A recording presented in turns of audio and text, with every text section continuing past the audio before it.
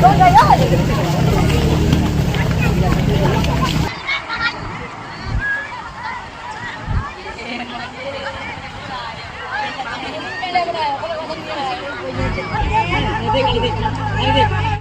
আলাইকুম প্রিয় দর্শক, থাম্বনেল আর টাইটেলটা দেখে বুঝে গেছেন যে মাঝরাতে বাংলাদেশের উপর আতঙ্কিতভাবে হামলা। সেখানে কিন্তু শেখ হাসিনার পুরোপুরি হাত আছে। পুরো ভিডিওটা দেখলে বুঝতে পারবেন যে আশা করছি এই শেখ হাসিনা 17 বছরে বাংলাদেশের উপর একের পর এক তো চক্র করেই গেছে। ভারত থেকে মোদির সাথে হাত মিলিয়ে মাঝরাতে আক্রমণ করলো বাংলাদেশের উপর। হ্যাঁ, এরকমই নিউজ কিন্তু ভাইরাল হয়েছে। হ্যাঁ, আর এরকম আক্রমণই করে যাচ্ছে।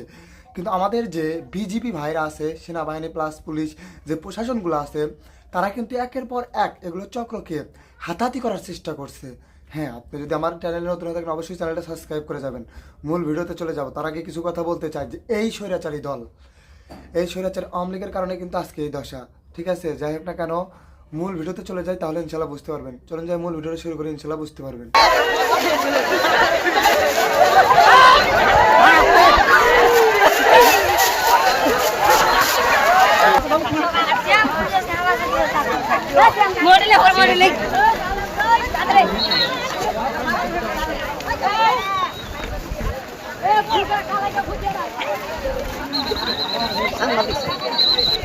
বলবেন না সবাই, আমরা তো একটা কথা বলা যাবে, বলার কিছু নাই।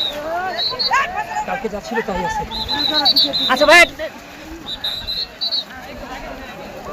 আজান সামনে থেকে সরো, এই সিএম সামনে থেকে সর, সামনে যাও।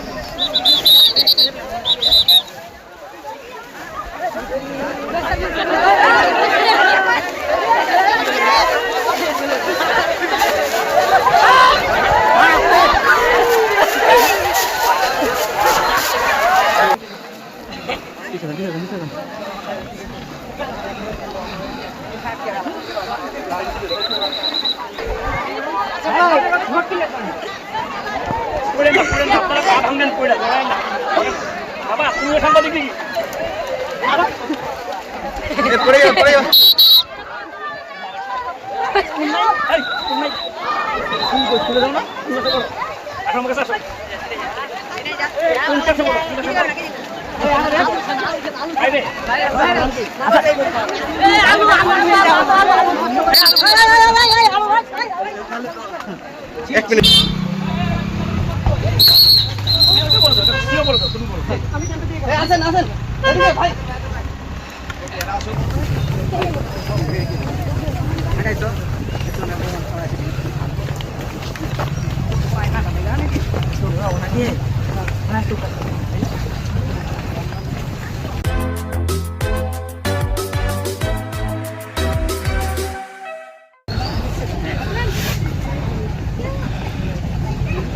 টপিক আমাদের গাড়ি কোথায়?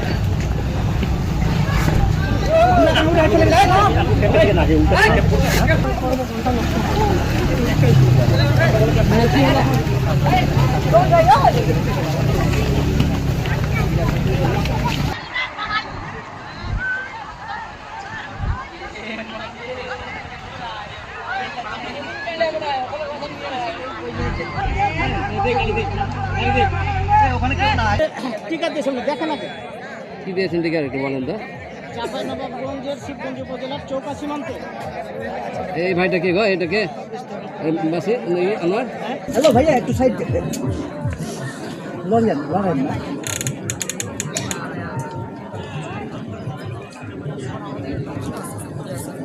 আমাদের লোকজন বুঝায় আস্তে আস্তে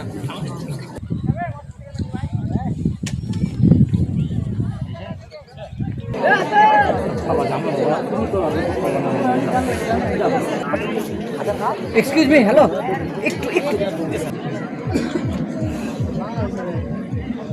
এর জন্য না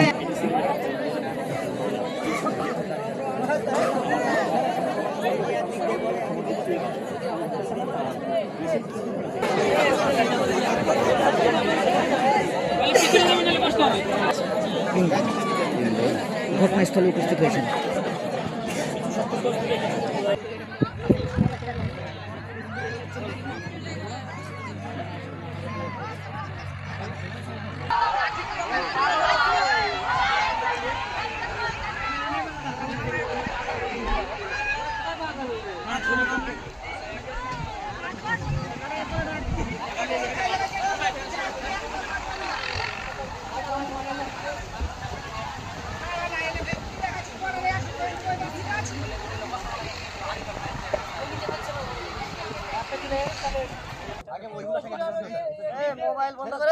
হ্যালো আশা করছি পুরো ভিডিওটা দেখছেন এবং বুঝছেন যে হ্যাঁ আসলেই কিন্তু তারা মানে ভারতে যে জায়গা জমি কম, মানে অনেক জায়গা, কিন্তু তাদের কিন্তু আচার আচরণ একদম ইতিম গরিবের মতো।